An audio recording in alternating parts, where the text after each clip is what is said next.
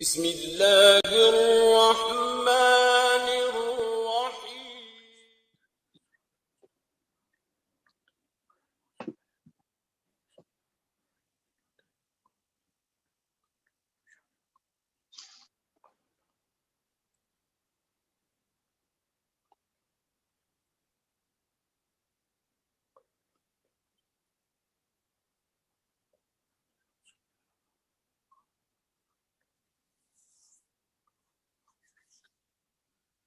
اعوذ باللہ من الشیطان اللعین الرجیم بسم اللہ الرحمن الرحیم الحمد للہ الذی ہدانا لہذا وما كنا لنہتدی لولا ان ہدانا اللہ لقد جاءت رسل ربنا بالحق ثم الصلاة والسلام علی اشرف الانبیاء والمرسلین سیدنا و نبینا و شفیعنا و حبیب قلوبنا و طبیب نفوسنا مولانا و مول الکونین جد الحسن والحسین ابی القاسم مصطفیٰ محمد اللهم صل على محمد وآل محمد وعلى اہل بیتہ الطیبین الطاہرین المعصومین المظلومین المنتجبین المنتخبین الغر المیامین ولعنت اللہ علی اعدائهم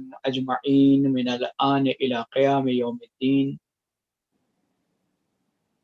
اما بعد فقد قال اللہ الحکیم فی القرآن الکریم وقولہ الحق وهو اصدق القائلین بسم اللہ الرحمن الرحیم انما یرید اللہ لیذہب عنکم الرجس اہل البیت ویطہرکم تطہیرا اللهم صل على محمد وآل محمد عزیزان گرامی،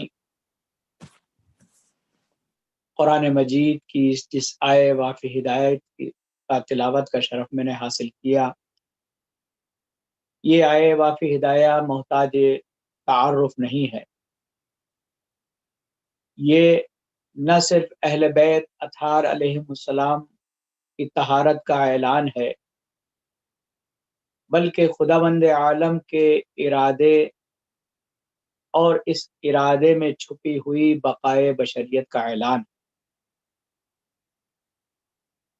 عمومی طور پر لوگ طہارت سے مراد ایسی چیز کو سمجھتے ہیں کہ جو پاک کرنے پر پاک ہو جاتی ہے۔ عزیزان گرامی، اہل بیت اطہار علیہم السلام کی طہارت سے مراد اعلان عصمت ہے، ان کا معصوم ہونا ہے۔ پروردگار عالم جب کسی کو عالم بشریت کے لیے، اپنی اشرف المخلوقات کے لیے اور ان فرشتوں کے لیے کہ جو انسان کے لیے مثال بنتے ہیں کہ فرشتہ صفت بن جاؤ، ان تمام لوگوں کی ہدایت اور رہنمائی اور ان کے لیے نمونہ عمل بنانے کے لیے پروردگار عالم کا یہ خاص اہتمام ہے، جو کہ اہتمام عصمت ہے، کہ پروردگار عالم نے ان کو عصمت دے کر بھیجا، اور یا یہ کہا جائے کہ ان کو عصمت پر ہی خلق فرمایا۔ اور عصمت اس چیز سے ان زوات کو دور رکھتی ہے کہ جس کے بارے میں انسان چاہے کم یا زیادہ بھٹکتا ہے۔ پروردگار عالم اس کسی ایسے کو رہنمائے بشر نہیں بنا سکتا کہ جس میں خود بھٹک کر راہ سنبھالنے کا انداز ہو، بلکہ رہنما کو وہ اپنے پرفیکشن کے ساتھ بناتا ہے۔ بشریت بالخصوص امت مسلمہ پر خدا کے عظیم لطف و کرم میں سے ایک یہ بھی ہے کہ اس نے انسان کو ابدی سعادت و کمال سے ہمکنار کرنے کے لیے ہدایت بشر کے لیے وحی کے بھیجنے اور احکام معارف نورانی جو کہ انسان کے لیے چراغ راہ کی حیثیت رکھتے ہیں کا اہتمام فرمایا، بندوبست فرمایا، اور ساتھ ہی ساتھ عظیم شخصیات کو فضائل و اقتدار حسنہ کا مجسم نمونہ عمل بنا کر بشریت کے لیے اسوہ حسنہ قرار دیا۔ یہ سب اس لیے کہ انہیں دیکھ کر راہ کمال کو بہتر اور سرعت کے ساتھ طے کیا جا سکے، اور اگر اس راہ میں انسان کو کوئی شک و شبہ یا کوئی رکاوٹ پیش آ جائے تو ان شخصیات کی زندگی سے انسان اپنے ابہامات کو، اپنے اوہامات کو، اپنے موانع کو برطرف کر سکے۔ وہ شخصیات جن کا وجود نورانی سراپا ہے، حضرت حق سبحانہ تعالی کی صفات جلال و کمال کا مظہر ہے اور الہی فضائل کا مجسمہ ہے، ان کی طرف نگاہ کرنا، ان کا ذکر کرنا، ان کے اقوال کو پڑھنا فضیلتوں کی تجلی اور معنویت اور نورانیت کی جانب شوق کا باعث بنتا ہے، کیونکہ انہیں دیکھنے اور ان کے صفات کو سننے سے خدا، اسلام اور دینی فضائل و معنوی اقدار کے اعلان اور انسان کا ذہن کسی اور جانب متوجہ نہیں ہوتا۔ کل ملا کر یہ کہ جتنی زیادہ ہو سکے ان انوار مقدسہ کی محبت کو انسان دل میں بٹھائے، اور محبت کا نتیجہ یہ ہوتا ہے کہ انسان اس کی پیروی کرتا ہے، اور پیروی کا مطلب ہوتا ہے کہ ان کے قدم پہ، نقش قدم پر اپنے آپ کو چلاتا ہے، اور نقش قدم پر چلانے کے معنی یہ ہے کہ وہ جس راہ پر چل رہے ہیں اس راہ پر انسان بھی چلنے لگ جاتا ہے، کیونکہ شیطان نے اپنی کھلی دشمنی کا اعلان کیا ہے، لہٰذا اگر شیطان سے بچنا ہے اور اپنی منزل کو خدا کی قرب کی طرف لے جانا ہے تو جب تک انسان ان نور کی قندیلوں کے نقش قدم پر نہیں چلے گا، ان کی پیروی نہیں کرے گا، اس وقت تک انسان فلاح و بہبود کی جانب نہیں جا سکتا، چونکہ شیطان نے کھلا دشمن ہونے کا اعلان کیا ہے، اور کھلا دشمن ہونے کا اعلان اس لیے کیا ہے کیونکہ وہ چاہتا ہے کہ قرب الہی کسی کو نصیب نہ ہو سکے اور انسان دوزخ کا ایندھن بنا دیا جائے۔ لیکن پروردگار عالم کا یہ بے پناہ بے گناہ قدر کرم ہے کہ اس نے ہماری ہدایت کے لیے انوار متبرکہ کو بھیجا، اور یہ انوار وہ انوار نہیں ہیں کہ جن کو انسانوں نے منتخب کر دیا، یہ انوار وہ انوار نہیں ہے، یہ نور کے چراغ وہ نہیں ہے کہ جن کو دنیا بجھا دے۔ عزیزان گرامی، یہ ہدایت کے چراغ ہیں۔ خود امام حسین علیہ السلام کے سلسلے میں آخری نبی فرماتے ہیں ان الحسین مصباح الہدا و سفینۃ النجات، کہ حسین چراغ ہدایت ہے اور نجات کی کشتی ہے۔ عزیزان گرامی، پروردگار عالم نے انسان کی بہتری کے لیے ان انوار کو بھیجا ہے، اور پھر آپ دیکھیں کہ نور کو جب پروردگار عالم نے خلق کیا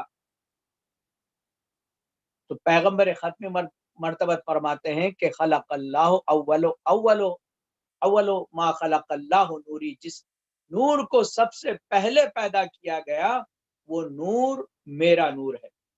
پھر اس نور میں پروردگار عالم نے جیسے نون قلم جس طرح سے تراشا جاتا ہے تو قلم کو تراشنے کے لیے پہلے اس کو تھوڑا آڑا کاٹا جاتا ہے، تھوڑا اس میں کرب دیا جاتا ہے، اس کے بعد اس میں ایک شگاف پیدا کیا جاتا ہے تاکہ تحریر میں خوبصورتی پیدا ہو سکے۔ پروردگار عالم نے نون والقلم کی جو قرآن مجید میں قسم کھائی ہے، اس نور کی اور اس قلم کی کہ اس نورانی قلم کے ذریعے انسانوں کی تقدیروں کو لکھا، انسانیت کے حشر اور نشر کو لکھا۔ اور وہ کس طرح سے لکھا؟ پہلے ایک نور کا قلم بنایا، پھر اس پہ شگاف لگایا، اس کا ایک ٹکڑا نبوت قرار پایا، دوسرا ٹکڑا امامت قرار پایا۔ تو عزیزان گرامی، بحر نبوت سے دریائے امامت کو جوڑنے والی نہر کا نام فاطمہ زہرا سلام اللہ علیہا ہے۔ صلوات پڑھے محمد و آل محمد۔ اللہم صلی علی محمد و آل محمد وعجل۔ کیونکہ خود امام جعفر صادق علیہ السلام کا یہ ارشاد گرامی ہے کہ نحنو حجت اللہ لکم، ہم اہل بیت، ہم ائمہ تمہارے لیے اللہ کی حجت ہیں۔ وجدتی فاطمہ حجت علینا، حجت اللہ علینا، اور ہماری جدہ فاطمہ زہرا سلام اللہ علیہا اللہ کی حجت ہے ہم پر، یعنی ہم اللہ کی حجت ہیں اور ہمارے لیے اللہ کی حجت ہماری جدہ فاطمہ زہرا سلام اللہ علیہا ہے۔ تو عزیزان گرامی، پروردگار عالم نے ان کے ان انوار کو، ان انوار مقدس کو آدم کی خلقت سے ہزاروں سال پہلے خلق فرمایا۔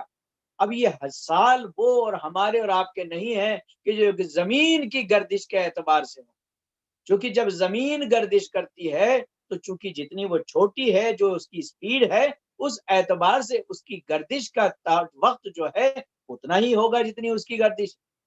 جب سورج کی گردش کو دیکھیں گے تو اس کے گردش کا وقت اپنا الگ ہوگا۔ اسی طرح سے جب ایسے سیارات میں، ایسی گیلیکسیز میں کہ جس میں سورج جیسے نہ جانے کتنے بڑے بڑے سیارے ہیں، ان کی گردش کا وقت الگ ہوگا۔ تو جب یہ پایا تو انسان کو صرف سمجھانے کے لیے، اور وہ بھی سمجھانے کے لیے جو بیان ہوا ہے وہ سمجھ بشر سے باہر ہے کہ وہاں کا ایک دن یہاں کے 1000 سال کے برابر۔ تو وہ 1000 سال، خود انسان سال کو بڑا مانتا ہے، اور پھر سال کو دیکھا جائے تو 1000 سال جو ہے ایک بڑی طولانی مدت کو کہتے ہیں۔ تو اب 1000 بھی اس لیے کہہ دیا گیا کہ اس زمانے کے لوگوں کو 1000 سے زیادہ کی گنتی نہیں آتی تھی۔ اس زمانے کے لوگوں کو 1000 سے زیادہ کاؤنٹنگ نہیں آتی تھی، سمجھنے؟ اس لیے جب کہا گیا کہ وما ادراک ما لیلۃ القدر، لیلۃ القدر خیر من 1000 شہر، یعنی 1000 مہینوں، تو مہینوں کو تو انسان پہچانتا ہے، 1000 کو بھی پہچانتا ہے، لیکن 1000 اس لیے کہ اس کے بعد اربوں کو گنتی نہیں آتی تھی۔ عزیزان گرامی، تو اس زمانے کا، اس دنیا کا ایک سال یہاں کے 1000 سال ہمیں بیان کرنے کے لیے، تقرب ذہنی کے لیے بیان کیا گیا ہے۔ تو اب اس میں بھی ہزاروں سال پہلے آدم کی خلقت سے جن انوار کو پروردگار عالم نے پیدا کیا، اور جو صرف اور صرف اللہ کی تقدیس اور تحلیل کے لیے بنائے گئے تھے۔ اب فرشتے زیادہ عبادت ضرور کرتے ہیں، لیکن یہ نہیں کہہ سکتے کہ فرشتوں کو صرف اور صرف اللہ کے سامنے جھکنا ملا، بلکہ حکم خدا نے آدم کے سامنے بھی انہیں جھکایا۔ اور جب شیطان نے جھکنے سے منع کر دیا کہ میں آدم کا سجدہ نہیں کروں گا، تو خداوند عالم نے فرمایا کہ کیا تو اپنے آپ کو عالین میں سے سمجھتا ہے؟ کیونکہ عالین وہ ذوات پنجتن تھی کہ جن کو آدم کے سامنے جھکنے کا حکم نہیں ملا۔ یعنی ایسا نہیں کہا جا سکتا کہ آدم کے سامنے آل محمد کو بھی جھکنے کا، بلکہ جس نور کے سامنے تمام فرشتوں کو سجدہ کروایا جا رہا تھا، وہ نور تھا کہ جو پیشانی پنجتن میں سے حضرت آدم کی پیشانی میں ودیت کیا گیا تھا، عطا کیا گیا تھا۔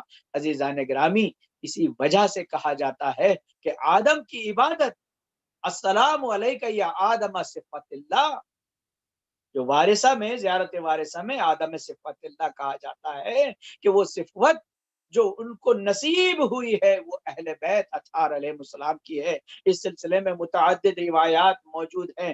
امام جعفر صادق علیہ السلام فرماتے ہیں ان اللہ تبارک و تعالی خلق الارواح قبل الاجساد بألف عام فجعل اعلاها واشرفها ارواح محمد وعلی وفاطمہ والحسن والحسین والائمۃ بعدہم فعرضها على السماوات والارض والجبال فغشیہا نورہم، بے شک خدا نے انسانوں کی ارواح کو ان کے بدن سے 2000 سال پہلے خلق کیا، اور 14 معصومین کی ارواح کو تمام ارواح میں اعلیٰ و اشرف مقام سے نوازا۔ پھر خدا نے ان کی ارواح کو زمین و آسمان اور پہاڑوں پر پیش کیا، ان کے نور نے انہیں اپنے گھیرے میں لے لیا۔ اس حوالے سے امام جعفر صادق علیہ السلام ایک اور عجیب و غریب روایت بیان فرماتے ہیں کہ ایک روز امیر المومنین علی ابن ابی طالب علیہ السلام مسجد کوفہ میں تشریف فرماتے، ایک شخص آتا ہے اور آنے کے بعد حضرت کے پاس آ کر فرماتا ہے، یہ کہتا ہے کہ خدا کی قسم میں آپ سے محبت کرتا ہوں۔ آپ نے فرمایا تو مجھ سے محبت نہیں کرتا۔ اس مرد نے کہا کہ اس خدا کی قسم جس کے سوا کوئی اور خدا نہیں ہے، میں آپ سے بے پناہ محبت کرتا ہوں۔ امیر المومنین علی ابن ابی طالب علیہ السلام نے اس خدا کی قسم جس کے سوائے فرمایا کہ اس خدا کی قسم جس کے سوا کوئی اور خدا نہیں ہے تو مجھ سے محبت نہیں کرتا ہے۔ اس مرد نے کہا، یا امیر المومنین، میں قسم کھا رہا ہوں کہ آپ سے محبت کرتا ہوں، اور آپ قسم کھا رہے ہیں کہ میں آپ سے محبت نہیں کرتا ہوں، تو گویا آپ یہ کہنا چاہتے ہیں کہ میرے باطن کا علم رکھتے ہیں آپ، میرے اندر کیا ہے، میرے اندرونی حالات کیا ہے، کہ آپ میرا وہ علم رکھتے ہیں۔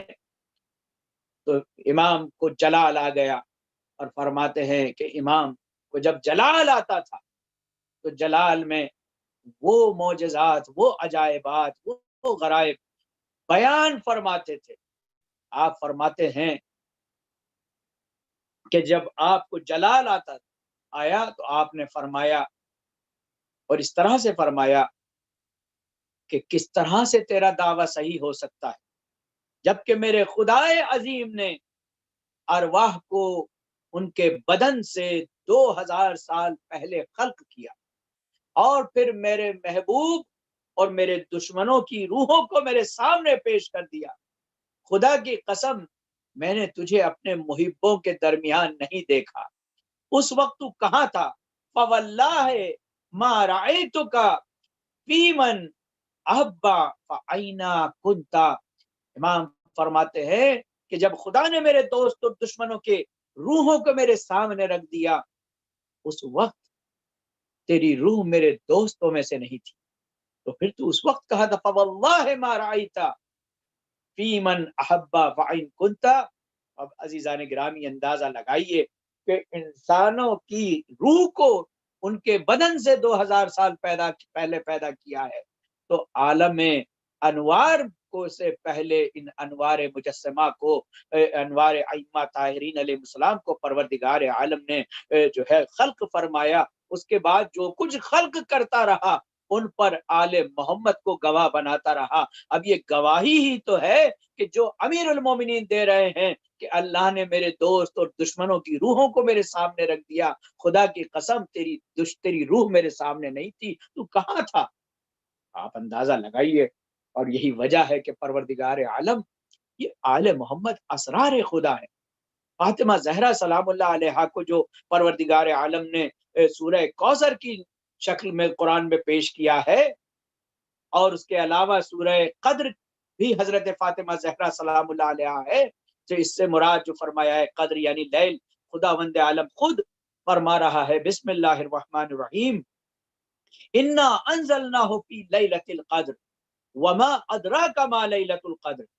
عربی کا ایک قانون یہ بھی ہے کہ جب کسی چیز کو عظمت دی جاتی ہے تو اس کو جمع کے صیغے میں بیان کیا جاتا ہے۔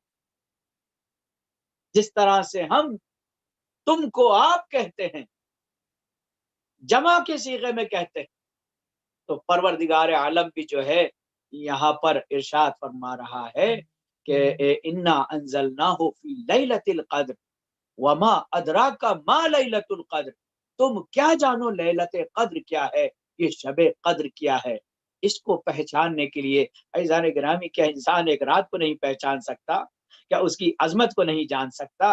عزیزان گرامی، یہ وہ تمام کی تمام چیزیں وہ ہیں کہ جس کے لیے پروردگار عالم کے اسرار اور حروف مقطعات اس بات کی دلیل ہے کہ جو چیز جبرائیل نہ سمجھ سکے اس کو اللہ کا نبی سمجھتا تھا۔ جب جبرائیل نے کہا الف لام میم، تو رسالت مآب نے نہیں فرمایا کہ جبریل یہ تو بتاتے جاؤ اس کے معنی کیا ہے، یاسین تو کہہ کے جا رہے ہو، یہ تو بتاتے جاؤ کہ اس کے معنی کیا ہے، طٰہٰ تو کہہ رہے ہو لیکن اس کے معنی کیا ہے۔ تو عزیزان گرامی، آپ اندازہ لگائیے، وہ دینے والا پیغام دے کر چلا گیا اور نبی کریم نے اس پیغام کو لے لیا۔ اس بات کی دلیل ہے کہ دینے والا جو کچھ جانتا تھا اس کو لینے والا بھی جانتا تھا۔ فرق اتنا تھا کہ دنیا میں بھیج کر اس لیے بھیجا جا رہا تھا تاکہ یہ نہ کہہ دیں کہ یہ اپنے ذہن کی اپج ہے، اور خدا کے نبی نے اپنے ذہن سے ان تمام چیزوں کو بنایا ہے۔ عزیزان گرامی، بہت سے امتحانات میں گزرے، کہتے ہیں کہ اے جبین مصطفیٰ یہ تو بتا، اے جبین مصطفیٰ یہ تو بتا، کتنے سجدوں کا صلہ ہے فاطمہ۔ یعنی پیغمبر ختم مرتبت کی تمام عبادتوں کا جو راز پنہا ہے، اللہ سے شوق ملاقات پہنا ہے، تو خدا نے بھی اس کا انعام فاطمہ زہرا کی شکل میں۔ انداز جانتے ہیں؟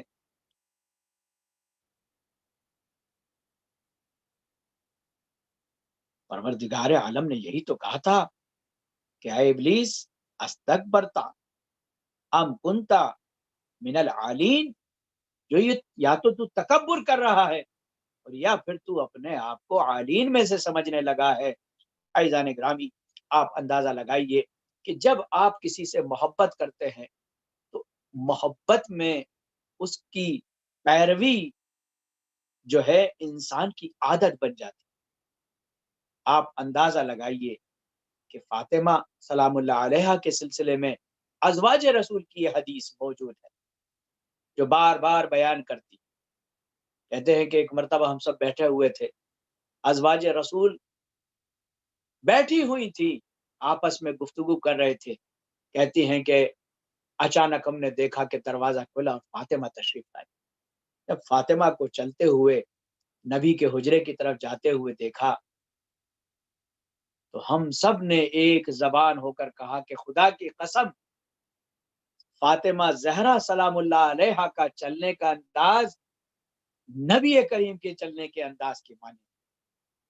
آپ کا چلنا، آپ کا اٹھنا، آپ کا بیٹھنا، عزیزان گرامی آپ اندازہ لگا سکتے ہیں کہ مسجد نبوی میں جب فاطمہ زہرا سلام اللہ علیہا تشریف لے گئی اور لے جا کر صرف بیٹھی تھی کہ آپ کے انداز نشست کو دیکھ کر بیویاں پھوٹ پھوٹ کر رونے لگی مدینے کی عورتیں، کیونکہ نبی کریم کا انداز گریا یاد آ گیا کہ جب خدا کا نبی پریشان ہوتا تھا تو اپنے دونوں سانوں پر اپنا سر رکھ کر بیٹھتا تھا۔ تو کہتے ہیں کہ سب سے زیادہ ایک مرتبہ رسول اللہ سے پوچھا کہ یا رسول اللہ، اس کائنات میں سب سے زیادہ آپ کو کون عزیز ہے؟ فرمایا اس کائنات میں سب سے زیادہ مجھے فاطمہ عزیز ہے، اور ہر وہ شے عزیز ہے جس کو فاطمہ عزیز رکھے۔ من احبنی، جس نے مجھے محبت کی اس نے سو گویا فاطمہ کو، اور جس نے مجھے غضبناک کیا اس نے فاطمہ کو غضبناک کیا۔ اس کے علاوہ روایت میں ملتا ہے کہ جب آپ تشریف لاتی تھی تو اللہ کا نبی اپنی مسند کو چھوڑ کر کھڑا ہو جاتا، مقدم الیہا، اور تیزی سے فاطمہ کی سلام اللہ علیہ کی طرف اپنے قدم کو بڑھاتا تھا۔ اگر چلنے میں فاصلہ 10 قدم کا ہوتا تھا تو 7 قدم اللہ کا حبیب آگے بڑھ چکا ہوتا تھا، جب تک فاطمہ 3 قدم آگے بڑھا، اور جا کر اپنی بیٹی کو گلے سے لگا لیتے تھے، پیشانی کا بوسہ لیتے تھے، ہاتھوں کو چومتے تھے، اور آ کر اپنی مسند پر بٹھاتے تھے اور کہتے تھے کہ فاطمہ بضعۃ منی، فاطمہ میرا ٹکڑا ہے، میرا ٹکڑا ہے۔ وہ تو ہم ترجمے میں جگر کا ٹکڑا کہہ دیتے ہیں، لیکن مراد نبوت کی فرما رہی ہے کہ فاطمہ جزو نبوت ہے۔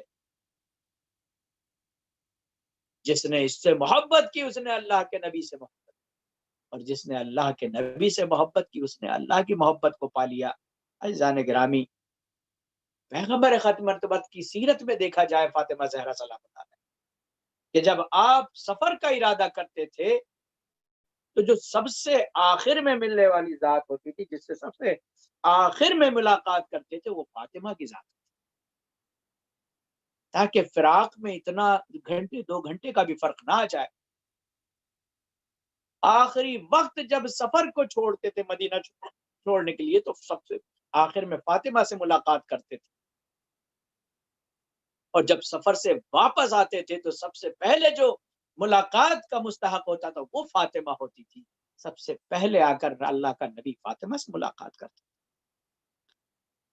عادت اور اتوار میں ازواج رسول کہتی ہیں کہ فاطمہ سے شبیہ ترین کوئی مخلوق اس دنیا میں ہم نے نہیں دیکھی کہ جو اللہ کے نبی سے عادت اور اتوار، مسکرانے کا انداز، بولنے کا انداز، تلاوت کا انداز، بیان کا انداز، احکام کا انداز، بیویوں کس طرح سے بیان کرتی تھی ازواج رسول بیویاں بیان کرتی تھیں کہ ہو بہو جیسے اللہ کا نبی بول۔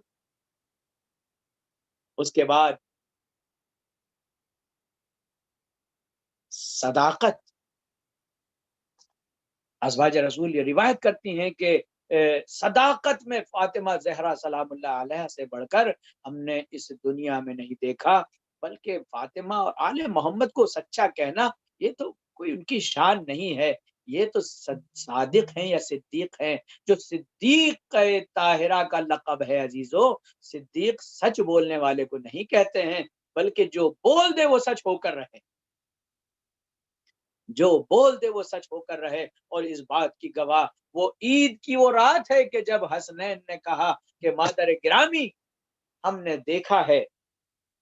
دیکھا ہے کہ سب کے کپڑے جو ہیں عید کے لیے آ گئے ہیں، ہمارے لباس کہاں ہیں؟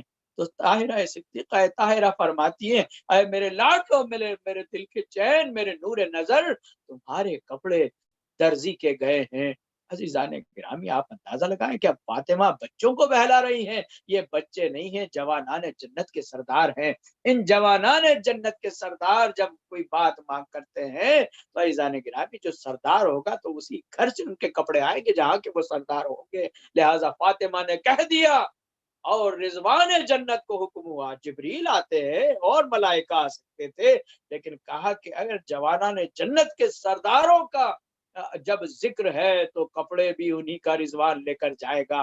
عزیزان گرامی، رضوان جنت کو حکم ہوا اور وہ حسنین کے لیے آیا اور آ کر کہا کہ رضوان دروازے پر جا تو رہے ہو لیکن اپنے جنت کا رضوان ہونے کی خبر نہ دینا، بلکہ جو صدیقہ نے کہا ہے کہ تمہیں درزی کہہ کر پکارا ہے تو انہوں نے یہی کہا انا خیاط الحسنین، میں حسنین کا درزی۔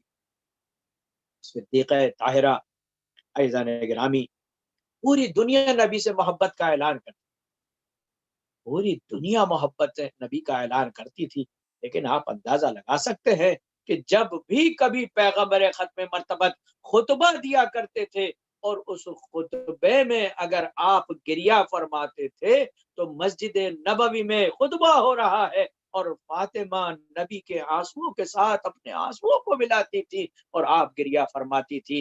نبی ذرا سی مشقت کرتا تھا تو اپنے بابا کی مشقت پر گریہ فرماتی تھی اور اس طرح سے اپنے بابا کا خیال رکھتی تھی کہ اللہ کے نبی کو کہنا پڑا فاطمہ ابن ابیہا، فاطمہ اپنے باپ کے لیے ماں جیسی ہے، جس طرح ماں اپنے بچے کا خیال رکھتی ہے فاطمہ میرا خیال اسی طرح رکھتی ہیں۔ عزیزان گرامی، آپ اندازہ نہیں لگا سکتے کہ کس طرح سے اللہ کے نبی کی اس بیٹی نے اپنے بابا کے ساتھ اپنے وقت کو گزارا ہے۔ اور یہی نہیں بلکہ جب آپ نے اپنے جانے کی خبر سنائی ہے، اللہ کے حبیب نے جب اپنے جانے کی خبر سنائی ہے تو کہا کہ بابا سب سے پہلے آپ سے کون ملے گا؟ کہا کہ فاطمہ، میرے بعد اس گھرانے میں سب سے پہلے تم مجھ سے آ کر ملو گے۔ عزیز و فاطمہ کے چہرے پر تبسم آ گیا کہ بابا، اور آپ اندازہ لگائیے کہ فاطمہ زہرا سلام اللہ علیہا سے نبی کی آپ محبت کا انداز لگا سکتے ہیں کہ اپنے آخری وقت کے 6 مہینے پہلے آپ جب نماز فجر کے لیے مسجد جاتے ہیں تو پہلے در سیدہ پر آتے ہیں اور فرماتے ہیں الصلاۃ الصلاۃ انما یرید اللہ، الصلاۃ الصلاۃ انما یرید اللہ۔ گرامی 6 مہینے تک جس دروازے پر نبی آ کر یہ اس آیت کی تلاوت کر رہے ہیں، کیا یہ بتانا نہیں چاہتے ہیں کہ میں اس دروازے پر نماز سے پہلے جاتا ہوں، ان کی عصمت کا اعلان پہلے کرتا ہوں اور ان کو پکارتا پہلے ہوں، تاکہ زمانہ اس دروازے کو پہچان لے کہ یہ دروازہ کس کا دروازہ ہے۔ عزیزان گرامی، اللہ کا نبی فاطمہ زہرا کے گھر پہ تشریف فرما ہے، سیدہ کے زانوں پر باپ کا سر ہے۔ آپ اندازہ لگا سکتے ہیں کہ جب اللہ کے نبی نے اپنے پوری زندگی کے سفر میں آخری ملاقات فاطمہ سے رکھی ہوئی تھی، تو پھر اتنے بڑے سفر میں جانے سے پہلے وہ فاطمہ سے کیوں نہ ملتے؟ زانو فاطمہ پہ سر رکھتے ہیں، آنکھ لگ جاتی ہے۔ ابھی آنکھ کا لگنا تھا کہ دروازے پر کوئی آواز دیتا ہے۔ فاطمہ نے جب آواز کو سنا تو کہا فضہ ذرا کہہ دو کہ میرا بابا آرام کر رہا ہے، سید کونین آرام فرما رہا۔ فضہ نے کہہ دیا۔ کچھ دیر بعد آنے والے نے پھر آواز دی، فاطمہ زہرا نے پھر کہلوا دیا کہ میرا بابا آرام کر رہا۔ اس کے بعد آنے والے نے پھر آواز دی، فاطمہ زہرا نے اب منہ سے کچھ نہیں کہا بلکہ آنکھوں سے اظہار کیا، آنکھوں سے اشک جاری ہوئے۔ رخسار نبوت پر جب اشک کی گرمی، اشک سیدہ کے گرمی رخسار نبوت تک پہنچی، اللہ کے حبیب نے آنکھ کھول دی۔ میری لال، ابھی میں زندہ ہوں، یہ رونے کا سبب کیا ہے؟ فاطمہ سلام اللہ علیہ کچھ نہیں بولی بلکہ اشارے سے دروازے کی طرف دیکھا، اور اس کے بعد آنکھوں میں اشک بھر کے کہتی ہے کہ بابا کوئی آنے والا ہے جو بار بار آپ کو آواز دیتا ہے۔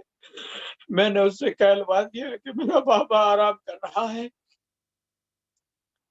آنے والا ہے کہ مانتا نہیں، ہر تھوڑی دیر بعد آپ کو پکارتا ہے۔ اللہ کے حبیب نے دروازے کو دیکھا اور صحرائے مرضیہ کی پیشانی کا بوسہ لیا۔ میری لال، میری لخت جگر، تو جانتی ہے تیری عظمت کا اندازہ کیا ہے؟ تیری عظمت کا اندازہ یہ کہ یہ آنے والا وہ ہے کہ جو کسی کی اجازت کا محتاج نہیں، جب اس کو حکم ملتا ہے تو یہ اپنے حکم کو بجا لاتا ہے۔ یہ تیری در کی عظمت ہے کہ آنے والا جو کسی کی اجازت کا محتاج نہیں ہے، وہ تیرے دروازے پر کھڑا ہو کر تیری اجازت طلب کر رہا ہے کہ فاطمہ اجازت دو تو میں آؤں، میری لال اس کو آنے کی اجازت دے، یہ ملک الموت ہے اور یہ میری روح کو قبض کرنے کے لیے آیا ہے۔ عزیزان گرامی، فاطمہ زہرا سلام اللہ علیہ کا جو ہے صبر کا چارہ نہ رہا، باپ کے سینے سے لگ گئی۔ بابا بابا میں آپ کی فرقت کو کیسے برداشت کر سکوں گی؟ اللہ کے حبیب نے کہا میری لال، ارے آنسو نہ بہا، ہاں عزیزو، وہ وقت نہ گزرا تھا کہ ایک مرتبہ جب اللہ کے نبی نے اس دنیا سے پردہ کیا اور خدا کا نبی وصال کر کے چلا گیا، تو وہ دروازہ جس پر 6 مہینے سے اللہ کا حبیب الصلاۃ الصلاۃ انما یرید اللہ، الصلاۃ الصلاۃ انما یرید اللہ، ارے جب یہ آوازیں دے رہا تھا، دروازے پر لوگوں کا مجمع لگ جاتا تھا۔ اللہ کا حبیب مسجد سے پہلے فاطمہ کے دروازے پر ہے۔ آج اس دروازے کا عالم یہ ہے کہ لوگ علی سے بیعت کو لے کر آتے ہیں، اور آنے کے بعد عزیزان گرامی ہماری کسی سے کوئی ذاتی دشمنی نہ تھی. ارے مسلمان اندازہ لگائے اس بات کا. ارے نبی زادی کو اذیت کس نے پہنچائی ہے؟ ایک مرتبہ ارے علی سے بیعت لینے کے لیے دروازے پر بھیجا جاتا ہے. تاریخ لکھتی ہے کہ لوگ جلی ہوئی رسیوں کو لے کر آئے اور ان رسیوں میں وہ سامان لگا تھا، وہ مادہ لگا تھا جو دیر تک جلا کرتا ہے. ہاں عزیزو، غصے میں اگر کوئی آگ پھینک دیتا ہے تو مان لیا جاتا ہے، لیکن قانون کی دنیا میں اس کو بھی جرم قرار دیا جاتا ہے. رسے کہ یہ غصے کی بات نہیں تھی، بلکہ یہ فاطمہ کے گھر کو جلانے کی پوری سازش تیار تھی. ارے یہ مجمع علی سے بیعت کے لیے، علی کو اسیر کرنے کے لیے بیت سیدہ پہنچا. باہر سے آوازیں لگائی جانے لگی، علی باہر نکلو، ارے ورنہ ہم اس گھر میں آ جائیں گے. ارے نبی زادی دروازے کے پیچھے کھڑی ہو گئی، آواز دی، کیا تم اس گھر میں آ جاؤ گے جہاں نبی کی بیٹی رہتی ہے، جہاں نبی کے نواسے رہتے ہیں، میرے چھوٹے چھوٹے بچے رہتے ہیں؟ ارے کیا اپنی دھمکیوں سے میرے بچوں کے دلوں کو دہلانا چاہتے ہو؟ آواز آئی، فاطمہ ارے یا تو علی کو باہر نکالو ورنہ ہم دروازہ توڑ دیں گے. نبی زادی دروازے کے پیچھے کھڑی ہو گئی، آواز دی، میں بھی دیکھتی ہوں. ارے زہرا کے جیتے جی کون ہے جو علی کو لے جائے؟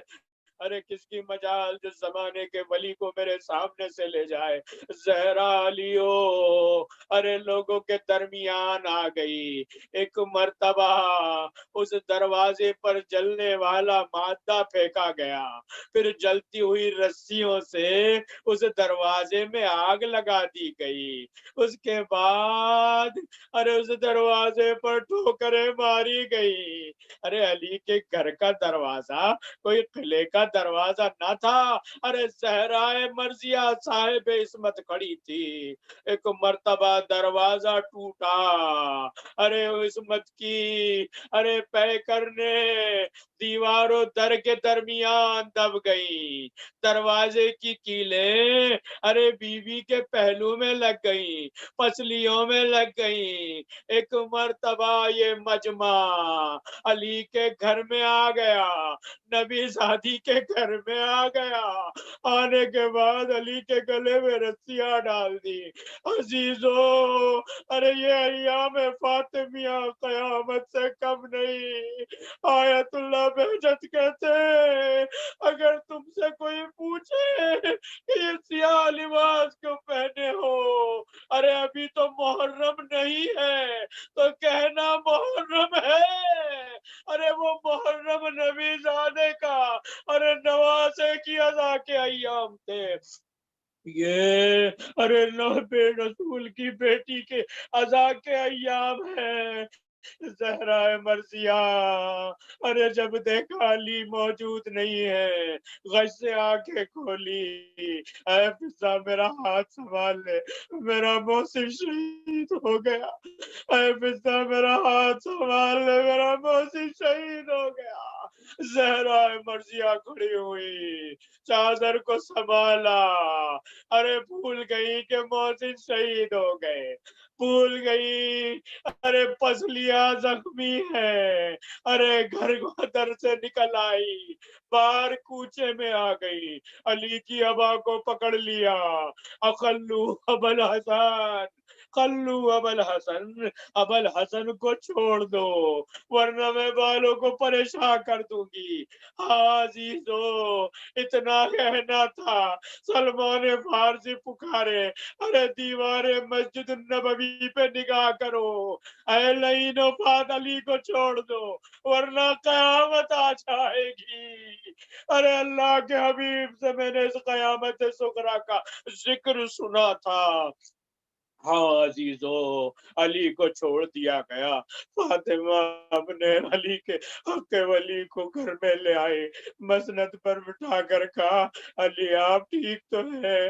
अली आपको कोई चोट तो न लगी? मैं कहूँगा बीबी, अरे अब पता चला कि अली ने अरे गुस्ल की रात क्यों गिरिया किया।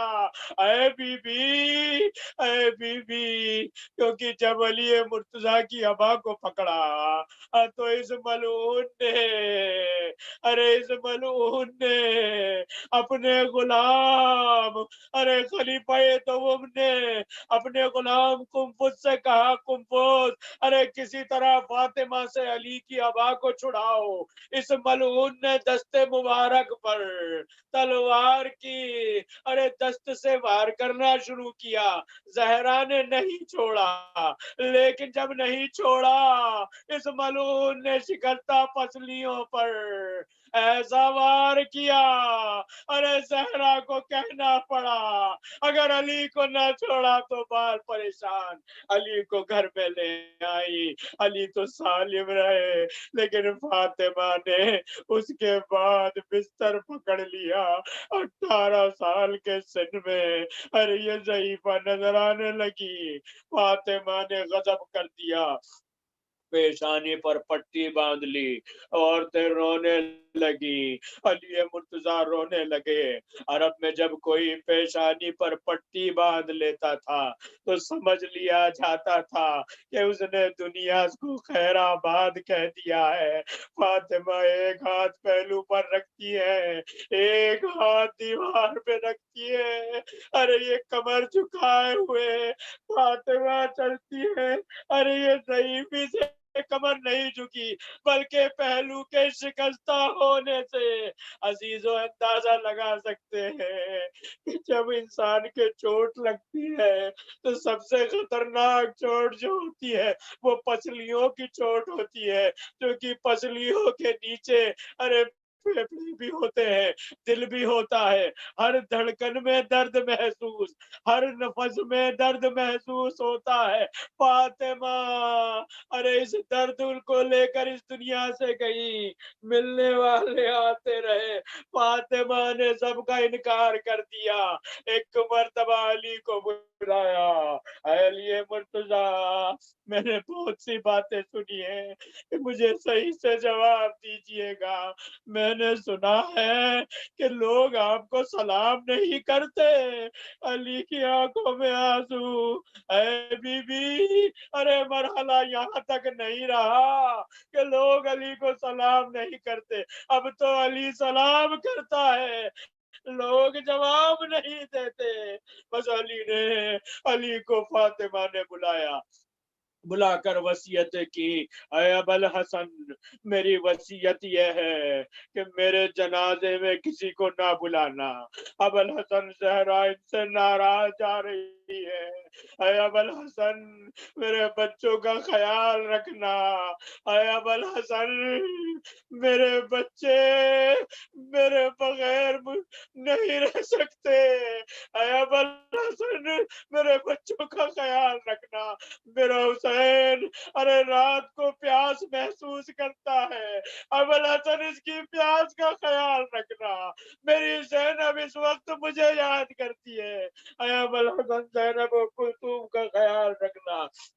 ज़हरा मर्जिया ने अपने बच्चों और मुताल्लिकीन से मुताल्लिक वसीयतें कर दी। उसके बाद फरमाती है, अबुल हसन अरे जब मैं इस दुनिया से चली जाऊं, या अली अरे गस्सिलनी फिल लैल, या अली अरे कफ्फिनी फिल लैल, या अली दफिनी फिल लैल। ऐ अली रात की तारीकी में मुझे गुस्ल देना, रात की तारीकी में मुझे कफन पहनाना, रात की तारीकी में मुझे दफना देना। ऐ अली मेरी कब्र का निशान मिटा देना। मैं नहीं चाहती कि लोग मेरी कब्र को पहचाने। हाँ अजीजों, वो वक्त आया وہ وقت آیا کہ ایک مرتبہ ابو الحسن جب مسجد النبوی میں تشریف لے گئے، فاطمہ گریا کرتی ہیں، اے اسماء، اے اسماء میں بڑی پریشان ہوں، مجھے عرب کا دستور جنازہ اچھا نہیں لگتا، جنازے کو تختے پر لیٹا کر لے جاتے ہیں، میں پریشان ہوں، میں کس طرح سے اپنے اس حجاب کا پاس و لحاظ ہے۔ اسماء بنت امیس کہتی ہے، اے بی بی، میرے قافلے میں اس طرح سے تابوت بنایا جاتا ہے جس میں جنازہ عورتوں کا رکھ دیا جاتا ہے، ارے اس کے جسم کا اندازہ نہیں ہوتا۔ فاطمہ خوش ہو گئی، اے اسماء، اللہ تیرے پردے کو سلامت رکھے۔ اس کے بعد فرمایا، اے اسماء، میں نے اپنے بابا کو خواب میں دیکھا ہے، آج وہ مجھے لینے آئیں گے، یہ کہہ کر حجرے میں جاتی ہے، ارے جب تک میری آواز آئے سمجھ لینا تیری شہزادی موجود ہے، جب میری آوازیں بند ہو جائے سمجھنا تیری شہزادی دنیا میں نہ رہی، ارے میرے بچے آئے تو ان کو کھانا کھلا دینا، ابو الحسن کو کھانا کھلا دینا۔ ہاں عزیزو، یہ کہہ کر بی بی سجدے میں سر رکھ دیتی ہے، اے میرے رب ذوالجلال، ارے تیری کنیز تیری بارگاہ میں آتی ہے۔